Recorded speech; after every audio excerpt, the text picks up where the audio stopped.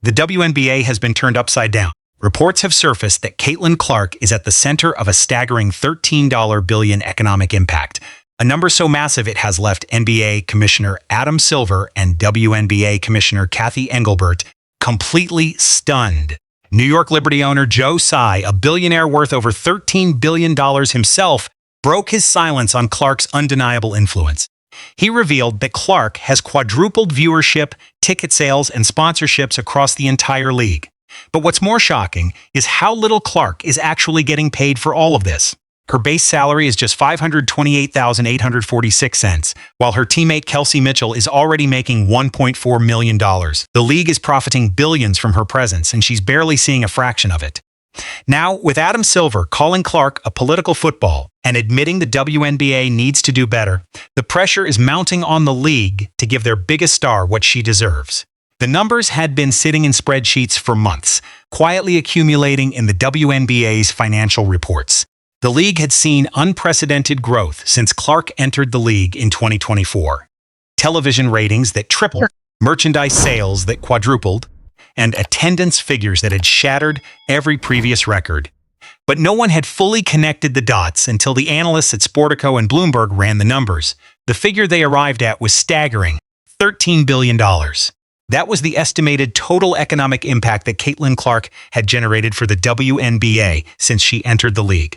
The number included everything: broadcast rights fees that had skyrocketed to $2.2 billion over 11 years, sponsorship deals that had flooded into the league, ticket sales that had turned arenas from half-empty to sold out, and merchandise revenue that had multiplied exponentially.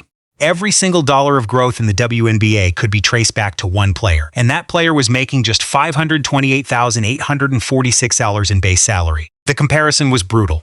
Kelsey Mitchell, Clark's backcourt partner, was making $1.4 million on her Supermax contract. A'ja Wilson, the four-time MVP, was earning nearly double Clark's salary despite generating a fraction of the economic impact. And the league's front office, led by Commissioner Cathy Engelbert, had been quietly pocketing the profits while Clark's salary remained capped by the league's rookie scale. When the numbers leaked, the reaction was immediate and explosive. Adam Silver, the NBA commissioner who had been monitoring the WNBA's financial growth, was reportedly stunned. According to league sources, Silver had known the league was growing, but he had not fully grasped the magnitude of Clark's individual impact.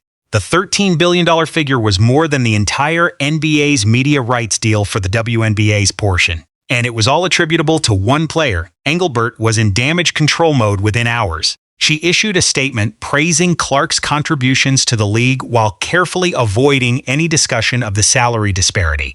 But the damage had already been done. The numbers were public, and the question everyone was asking was impossible to ignore. How much longer could the league continue to underpay its biggest star? The $13 billion figure had barely finished echoing through the sports world when the WNBA Players Association announced its next move. They were filing a formal grievance against the league, arguing that the salary cap structure was fundamentally unfair to Clark, who generated massive economic value for the league. The grievance was filed on behalf of all players, but everyone knew who it was really about. Clark's base salary of $528,846 was a fraction of what she was worth, and the league's rookie scale was preventing her from earning anything close to her market value. Mitchell's $1.4 million, Supermax was the ceiling, and even that was a fraction of what Clark's endorsement earnings suggested she could command in a free market. The Players Association's legal team argued that the salary cap was artificially suppressing wages for all players, but especially for superstars whose individual impact far exceeded the league's revenue-sharing structure.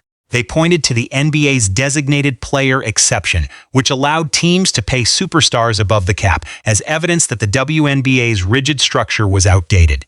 The league office responded with a carefully worded statement that acknowledged the grievance but rejected its premise.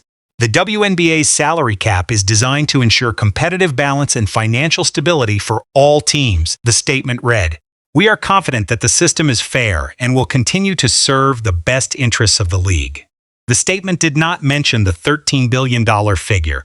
It did not address the salary disparity, and it did nothing to calm the growing discontent among players. Clark, for her part, remained silent. She had spoken out about the officiating, but she had never publicly complained about her salary.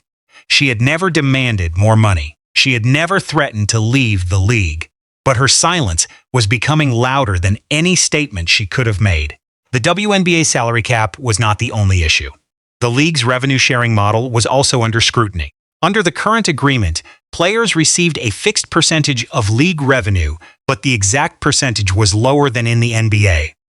The new broadcast deal had increased league revenue substantially, but the players' share had not increased proportionally. The gap between Clark's economic impact and her compensation was a symptom of a larger problem. The WNBA's financial structure had not kept pace with its growth. The league was generating billions in economic impact, but the players were seeing only a fraction of the benefits. The grievance was a long shot. The league's legal team was confident they could defend the salary cap structure, but the public relations damage had already been done. The $13 billion figure had exposed the league's compensation structure in a way that no amount of legal maneuvering could undo. The Players Association's grievance had barely been filed when the first cracks in the league's united front began to appear.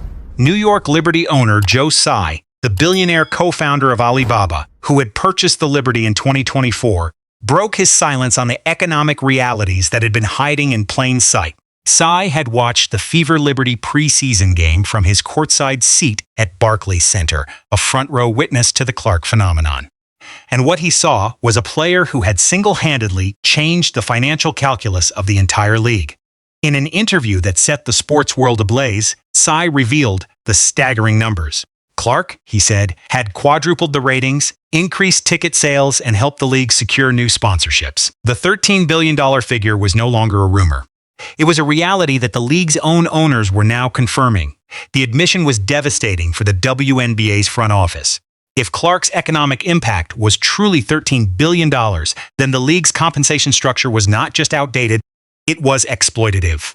The new CBA had been hailed as historic, raising the salary cap nearly fivefold from $1.5 million to $7 million and increasing the maximum salary to $1.4 million. But even the Supermax was a fraction of the value that Clark was generating. The comparison was impossible to ignore. Clark's base salary for the 2026 season was $528,846.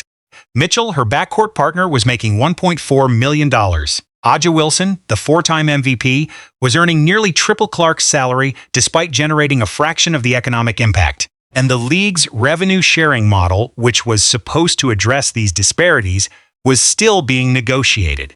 Engelbert, who had been taking heat for weeks over the officiating crisis, now faced a firestorm of criticism over the league's compensation structure. Her carefully worded statements about the CBA's benefits sounded hollow when set against the $13 billion figure. She called the agreement historic and said it would change the trajectory of the league. But the math didn't add up. The league was generating billions in economic impact, and its biggest star was making less than $600,000. The players, already frustrated by the officiating crisis and the tense CBA negotiations, were demanding answers. The grievance filed by the Players Association was no longer about a single player's contract. It was about the fundamental structure of the league, a structure that had allowed the WNBA to profit enormously from Clark while keeping her salary artificially low. The pressure on the league office was immense. Engelbert had been criticized for her handling of player issues, including her denial of Nafisa Collier's claim that she told players they should be grateful to the league for its platforms. Now, she was facing questions about the league's entire economic model. Her responses were vague, her promises insufficient. The $13 billion figure was a wake-up call. The WNBA's financial success was built on Clark's shoulders, and the league's compensation structure was not built for her. The new CBA had raised salaries, but it hadn't addressed the fundamental disparity between player value and player compensation. And Clark's silence on the issue was becoming more noticeable than any statement she could have made. The question that everyone was asking was impossible to ignore. How much longer could the league continue to underpay its biggest star? The answer would shape not just the rest of the season, but the future of the WNBA itself. The $13 billion figure had rattled every corner of the WNBA, but no one was more affected by its implications than Adam Silver. The NBA commissioner had been monitoring the league's financial growth for years, but the magnitude of Clark's individual impact had caught even him off guard. The number was so staggering that Silver reportedly called Engelbert directly to discuss its implications. The call, which lasted over an hour, was described by sources as intense. Silver made it clear that the NBA, which had invested heavily in the WNBA's growth through its ownership structure, could not afford to let the league's compensation structure undermine its credibility. The WNBA was part of the NBA's ecosystem, and the NBA's reputation was tied to its success. If the league's biggest star was being systematically underpaid while the league profited billions from her presence, the backlash would be severe. Silver's intervention was unprecedented. He didn't dictate terms, but he made his expectations clear. The WNBA needed to address the salary disparity before the situation spiraled out of control. The players were already filing grievances. The public was already demanding answers. And the league's credibility was on the line. Engelbert, who had been struggling to manage the fallout from the leaked memo and the $13 billion figure, was reportedly furious that Silver had stepped in. She had been trying to manage the crisis internally, but Silver's intervention had exposed her inability to control the narrative. The league's compensation structure was now a national story, and there was no way to contain it. The Players Association, emboldened by Silver's involvement, pushed for an emergency meeting. They demanded that the league address the salary disparity before the season ended. The new CBA had raised salaries significantly, but it hadn't addressed the fundamental issue. Players like Clark were generating billions in economic impact and being paid a fraction of what they were worth. The league's front office was in crisis mode. They had been trying to slow-walk the issue, hoping it would fade from the headlines. But Silver's intervention had made that impossible. The commissioner of the NBA had publicly weighed in on the WNBA's compensation structure, and there was no going back. Clark, for her part, remained silent. She had been quiet on the salary issue, and her silence was becoming more noticeable with each passing day. She had spoken out about the officiating, but she had never publicly complained about her salary. She had never demanded more money. She had never threatened to leave the league. But her silence was becoming louder than any statement she could have made. The $13 billion figure had done what no grievance or public statement could have achieved. It had exposed the fundamental unfairness of the league's compensation structure, and it had forced the league to confront the disparity between Clark's value and her compensation. The question was no longer whether the league would address the issue. It was how. The Players Association's emergency meeting had been scheduled for 10 a.m., but the players started arriving at 9. The Fever's contingent walked in together: Clark, Mitchell, Boston, Cunningham, and Hull.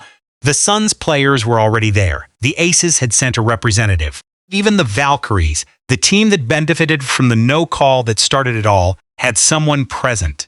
Clark walked into the room with a binder under her arm. She had spent the previous night reviewing the league's financial statements, the salary cap rules, and the new CBA.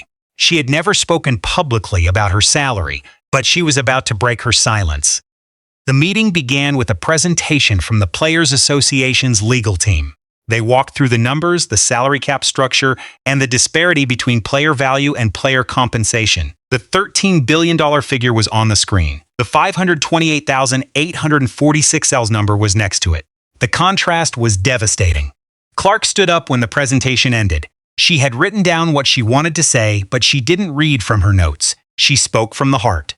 "I've been quiet about this for a long time," Clark said. "I've never complained about my salary. I've never demanded more money. I've never threatened to leave the league. But I can't stay quiet anymore." She paused. The room was silent. "I'm not asking for special treatment," Clark continued. "I'm asking for fair treatment. I'm asking for a system that values players for what they're worth. I'm asking for the same opportunities that players in other leagues have. I'm asking for a league that doesn't profit billions from its players while paying them pennies." She sat down. The room erupted. Sophie Cunningham stood up next. "We've been saying this for years," Cunningham said. "We've been saying it on podcasts, in interviews, in locker rooms, and nobody listened. Now a number gets leaked and everyone panics. That's not leadership. That's damage control."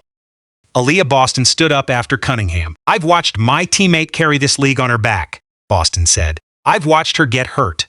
I've watched her get frustrated. And I've watched the league profit from her while paying her a fraction of what she's worth. The new CBA is a start, but it's not enough. We need real change. The league's front office was in crisis mode. They had been trying to slow walk the issue, hoping it would fade from the headlines. But Silver's intervention and the Players Association's grievance had made that impossible. The $13 billion figure had done what no grievance or public statement could have achieved. It had exposed the fundamental unfairness of the league's compensation structure, and it had forced the league to confront the disparity between Clark's value and her compensation. The question was no longer whether the league would address the issue. It was how. And the answer would shape not just the rest of the season, but the future of the WNBA itself.